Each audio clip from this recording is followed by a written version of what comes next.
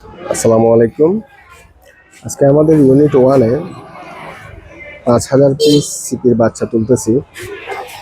এখানে গত বেচে 9520 পিস তোলা হয়েছিল। তো এই বেচেও সেমই তুলব। আগামীকালকে 4500 নিয়ে নিব। তো আজকে 5000 নিলাম, কালকে 4500 নিব। এইমাত্র গাড়িটি আসছে। আজকে অন্য দিনের তুলনায় খুব তাড়াতাড়ি আসছে গাড়িটি। 7টা 3-এই গাড়ি চলে আসছে, বাচ্চার গাড়ি। মুরব্বী 50 পিস পালবে। মুরব্বী তো আগে কখনো পালন নাই না?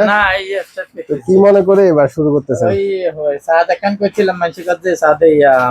ঠিক আছে, নিজেও পালে পালে আস্তে আস্তে খাইতে পারবেন, পারিবারিক চাহিদা মিটবে আর কি।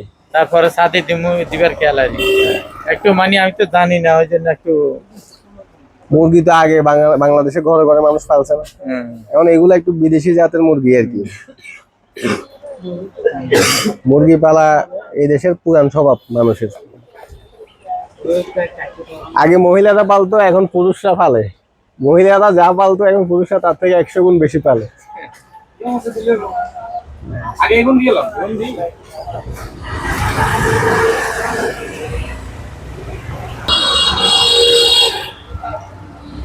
31 তারিখ আজকে। এগুলা এভারেজ ওয়েট নিয়ে দেখবো আমরা।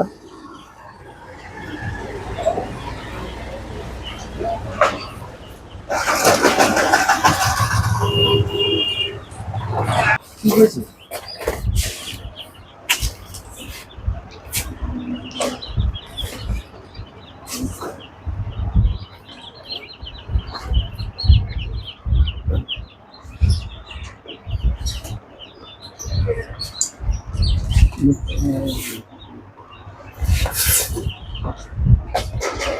মুরগির বাচ্চা কিরকম লাগে আপনারতে? 40 পিস। হ্যাঁ, এখানে হচ্ছে 40 পিস।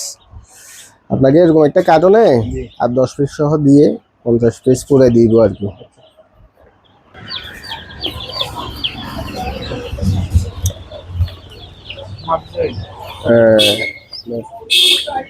আরেকটা দিই মাপ দিয়ে 44 দেও জানো 49।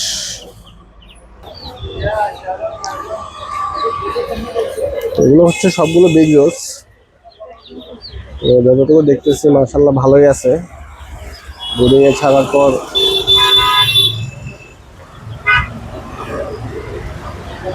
দেখা যাবে সম্পূর্ণ বাচ্চাগুলো কোয়ালিটি কেমন।